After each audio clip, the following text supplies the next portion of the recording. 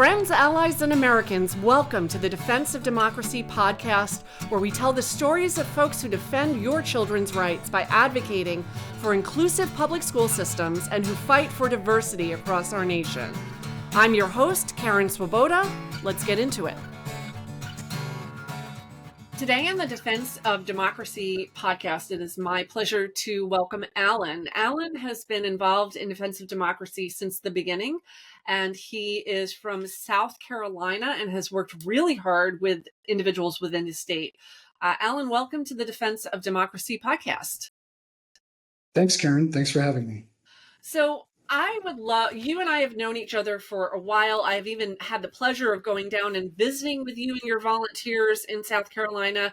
Why don't you tell our listeners a little bit about yourself and why you were motivated to get involved in defense of democracy, but in the defense of your public schools in general? Sure. So I've always been very politically and kind of an activist throughout my earlier years, but I never really did anything concrete. And after the election in 2020, when everything went down, and during COVID, I noticed that there was a group of moms who were actively fighting against vaccinations and masking and just causing a lot of disruption in the schools. And I have two children in schools, in elementary and middle school. And I started to push back, and that led to wanting to create something locally to help advocate. And so I got involved with a group called Stop Moms for Liberty, who just got on the scene at that point and became one of the national admins for their group. And but they did not have, they were more of an information group and not an action group. And so I was looking for something where I could put these things into action. And then I found Defense of Democracy, and it just clicked with me that this was, they were focused on the public education system, and that was what I wanted to put my time and energy into. So we get a lot of volunteers who start on Facebook. The group is Stop Moms for Liberty, and they're huge. I think they've got something like 20,000, and they've got like different groups all over for every state. But they're kind of this repository. And then what we'll have is when people are ready to get out from behind the keyboard and take some real action to defend their public schools locally, they come to us often. So we work closely with Stop Moms for Liberty. They're a great organization.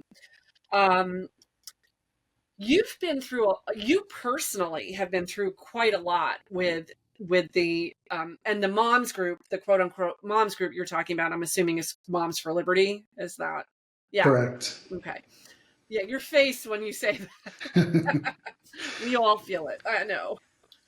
They have not been easy on you and your family, personally. I mean, you have had some experience with them that I think some of our listeners can probably relate to. Can you talk to me about what kind of personally has been done to you by fellow members of your community who are empowered by Moms for Liberty, which is an anti-government extremist group, to attack other citizens within their community?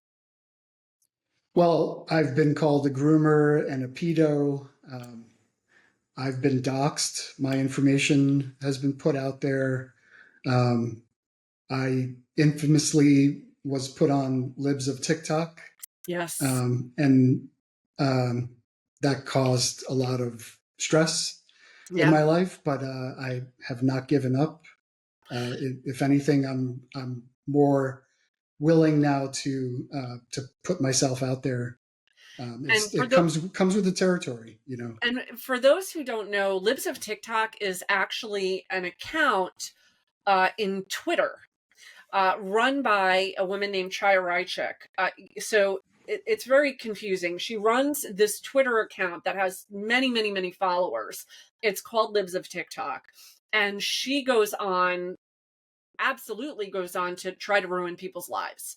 So when Allan what got on the radar for Libs of TikTok, and then mom, like even I got messages, do you know who this is? And I'm like, yeah, I've actually stayed at his house. He's actually a really, really nice guy. Like he's, and sometimes, we say things that are out of pocket sometimes, but it's nothing that's going to get you, fired from Defense of Democracy. However, if you were to do what Moms for Liberty did or Lips of TikTok did, which would be to like dox someone or harass them, you would immediately be fired, right? So that's the difference between our group and groups like that. So so I remember that situation, and to anybody who's listening who's been through that, Allan, what do we learn? Like, people will lose interest. You just gotta, People do lose they interest. do. You have to ignore it. You can't feed into it. The more that you try to defend yourself, the more they reel you in. Right. So I'm just gonna focus on my record, and Yeah. it You keep speaks your for eye on the itself. prize. You're winning some battles over there, and you have won. So you're keeping your eye on the prize and saying, "Listen, I took this as a volunteer state director. You are in a public role." For Defense of Democracy. And I want to let everybody know that there are plenty of anonymous roles. We have so many people who are, for good reason, afraid to attach their name to our organization. Many of these people, I shouldn't say most, but many of them are teachers and librarians and are beloved educators who are literally afraid to connect their names because of what Moms for Liberty and those and organizations like them are very comfortable doing, which is acting in this horrible, cruel, and hateful way. Not us. So I think that was a good lesson, because it does go away. So Allan, I would love to hear, in the 2 years that you've been volunteering for Defense of Democracy, tell me one of your favorite success stories, because I know you're in South Carolina. You're definitely behind the eight ball. You've got a lot of fascism in the area, right? Trying to bear down on public schools and our families and our children. But you Absolutely. guys, even in spite of that, have still managed to win some battles. So tell me about some of those. Yeah. So the most recent um, battle that we've won, which was something that has been in the works for a few years, was getting Ed Kelly, who is a former Charleston County School Board member. He was up for reelection this year, and he did not win reelection. And so we were instrumental in getting the word out about his behavior over the last few years. You can look his name up. There are tons of articles about things that he's done, such as threatening a transgender teacher with a gun, Oh my God. not directly, but saying, if Yeah. it were my kid, I would go to their house with a gun, something That's, along those lines. oh my God. And he was censured by the school board. Mhm. Um, his policies were absolutely awful for the school district, and so we were able to replace him with someone who is a moderate, a parent, Normal person. a normal person. Unfortunately, the school board still has a Moms for Liberty majority. A new person came on who, in some ways, is even worse. Right. And so the fight never stops. We have to make people aware It now. does. Sometimes I feel like I'm like the little Dutch boy with like the thumbs in all the cracks in the Yeah, dam, and right. I kind of picture you as that. Now, for our listeners who are thinking, wow, in my school district, there's no way, there's too much, they're too entrenched, feeling hopeless. Can you be specific into some of the actions that you took that ended up, you know, I'm sure through your influence and the awareness that you raised, like specific actions that brought attention to him and were able to make that and to get him off the school board. Well, so some of it was getting on the news, Mm-hmm. being interviewed on the news, working with journalists to expose some of what was going on and just make people aware of it, because most people don't pay attention to the school district. It should be a boring place, but in this case, there was lots of drama, How do and you, yeah. yeah, the we've we've done quite a bit of protesting in front of Moms for Liberty meetings. Mhm. Karen joined us for one of them, which was wonderful, and so that also got on the news and made people aware of who these people are. Like 2 years ago, nobody knew who Moms for Liberty is. Now it has this connotation of being something dangerous for schools. And so that's been my main objective, is to spread awareness. Even if we can't directly change a vote, we can get people to sign up for school board meetings and talk. And we've had hundreds of people over the last year speak out at school board meetings. We had the Charleston County Library Board. There was somebody had tried to ban some books there, or tried to get them to look at banning books. Mhm. And we had 50 people show up at a board meeting, which is, for a Charleston County Library meeting, they're lucky if they get 2 people. And we had 50 people pack the room and speak out against it. And, the board really appreciated that. And now they haven't moved forward with anything. So that's a win. Absolutely. And it just shows you the power of community and the power of grassroots mobilization when you are raising awareness and you're doing it in your own backyard. And people who see that, I mean, a lot of it is they try to slip it under the rug, right? They try to sneak it. They're these policies and things that are put up, they don't want you to make a big noise about them because they just want to slide it in and have it be so. Thank goodness for people like you and your volunteers who are doing that. So we're about at the halfway mark in our show. And at this point, I always like to do a volunteer shout out. And Allan, since you are a state director for South Carolina, I would love to hear who you would like to mention today. I'd like to mention one of our volunteers, Meryl. She has been uh, a great help as far as speaking at meetings, helping me craft communications. And she's involved with a bunch of other local groups in Charleston County, and so has been a good bridge to connect me with other groups so that we can work together more efficiently. That's great, because what people don't realize is you can, yes, you can join Defense of Democracy and be a state director. Currently, we only have 13 states that have someone in the role of volunteer state director. But if you're not interested in taking on that specific role, people like Merrill, these are the people that our state directors need. So if you're listening to this and you want to get involved, you just text the word join to 845-208-9846, and I'll talk to you directly about either becoming a volunteer state director or joining a volunteer group. So now let's talk about some things that are happening in South Carolina. There's a few new laws. There's some new proposals out. Can we talk about the uniform procedure for the selection of instructional materials, which is that's a law that's recently been passed?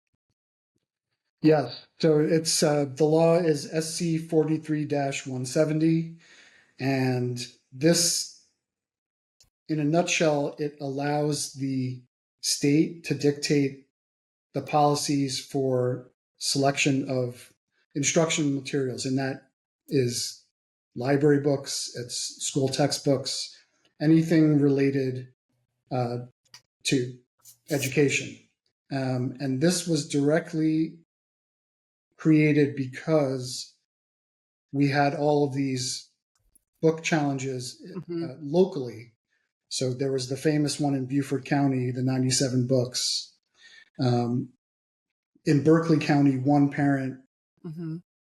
she had 93 books up for consideration, and so those did not, for the most part, did not happen, because you had to read the books, you had to discuss the There's books. rules. Yeah. They had, librarians and teachers came up and said these books have value and they should not be banned. Right. And so they said, okay, this is not going to work. Let's take it up to the state level. Mm-hmm. And our state superintendent, unfortunately, is a proponent of restricting books. Mm-hmm. And so now one of the direct policy issues that are related to this law, it revolves around Sora, which is a free reading platform for ebooks. If Mm-hmm. you're familiar with Libby, it's similar to Yes. that. Yeah. And so, because of this new law, high school students are now limited to only juvenile books. So that means they cannot read young adult or adult books. And They that would can't read limit young them. adult books. They cannot read young adult books, just juvenile books. And that actually relates to general content books like 1984, Romeo and Juliet, To Kill a Mockingbird. Those books would not be available to high school students via this ebook platform. And so now that if a teacher needs that in their curriculum, Mm-hmm. they have to provide the books. Either parents have to buy books or they need the books. And But a high that, school kid, a 16, 17, 8-year-old, 18-year-old high school kid cannot just go to the library and pick out or go to this platform, this digital platform and pick out Romeo and Juliet, To Kill a Mockingbird, correct. Yeah. Kurt Vonnegut, whatever. Right. Wow. Yeah. Wow. And so Okay. that's created quite an outcry, at least in Charleston County. They put out an official notice saying these are the changes, and people are not happy. And that's where our group and you, I guess, in defense of democracy and your team, now you've got another thing to raise awareness about, another thing, but That's it right. but it works, and it can work. And the problem is that if you're listening to this, I want you to hear what just happened. If you're listening to this, whether you are in South Carolina, Texas, New York, Chicago, you heard that one individual showed up at a school and tried to pull 93 different books from the school shelves. And whereby it didn't go through, what happens is you have enough people chipping away at that wall that it will eventually crumble, because that person went, they were told no, then a single person in a whole school district. So you could have thousands of families in the school district. Single person went in and said, they don't even have to have kids in it. I want to ban these books.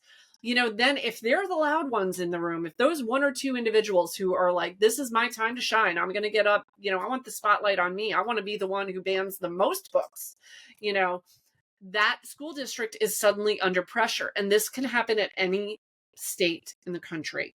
So we all need to be watching and listening to this. Yeah, and to make matters worse, in Berkeley County, the parent that challenged the 93 books, she was actually elected to the Berkeley County School See what Board. happens? So See what now happens? she's going to be able Wow. to really push that agenda. And so that's really Yep. scary. And now it might happen. She went in there, she made a name for herself with that book ban and then ran, and now she's elected to office. This makes me sick to my stomach. It really does. Because the whole purpose of what they're doing is to dismantle the public school system. So you get yourself in a leadership position, that's the perfect place to do it. That's right. And speaking of which, there's a pre-filed bill coming up for 2025 to abolish the state Board of Education in South Carolina. Oh my So God. that's already teed up and ready to go. When are they going? When are they going to be voting on that? Whenever at some point, in 2025, when All right. the new South Carolina legislature is back in Okay. session. I don't know So when that is. I love that sometimes when I do these podcasts, they actually turn into a strategy session. But Allan, when we have a chance, and so this will be after the new year, but not too long after, I would like to talk to you and come up with a plan to make a very public and vocal resistance to that vote. And anyone who is going to vote on to demolish, oh my gosh, the State Department of Education, like we want to make that front and center. And the work that you guys do, I want to be able to help you and provide you with whatever tools I can. So if anybody, PS, okay, I'm going to do another little request. If anybody is listening to this, speaking of tools, when we have a community in crisis, like we're talking about Charleston, South Carolina, it happens all over. We provide guidance, tools, connections, support for our volunteers at no charge, right? I'm never going to turn around and say, okay, Allan, you can have my, an hour of my time and I will help put together a press release and we'll, blah, blah, blah. That is always going to be free, but we can only do it because, through donations from our listeners. So if you're listening to this, please consider you would text join, the word join, to 845-208-9846. You text the word join to that number, which is my number, by the way. I will immediately turn around and I will send you a link to make a donation. And that will allow us to not only continue supporting groups like Allan's group in South Carolina, but to all the other defensive democracy groups that are starting up every single day. Prager University, that has raised its ugly head in your community as well. So can you tell us about that? Well, first of all, explain a little bit about what Prager University is, and then how it is finding its way into your school system. So PragerU is not an accredited university or a university at all. And it was started by Dennis Prager, who is a conservative or was a conservative talk show host. And so their content revolves around pushing, a Christian view of the world, in marginalizing racism. For example, there's a not famous marginalizing racism, like amplifying racism. Yeah, true. Marginalizing race, I should say. Yeah. So there was a famous video that they put out it's like a cartoon with Frederick Douglass talking about how slavery wasn't so bad. That's an example. Oh my God.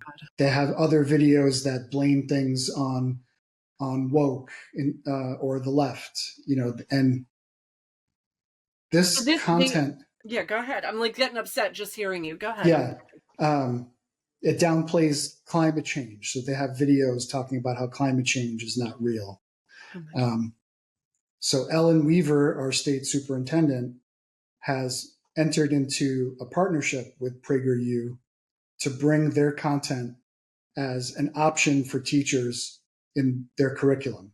So teachers, luckily, most of them, I think, can see past this and won't use it.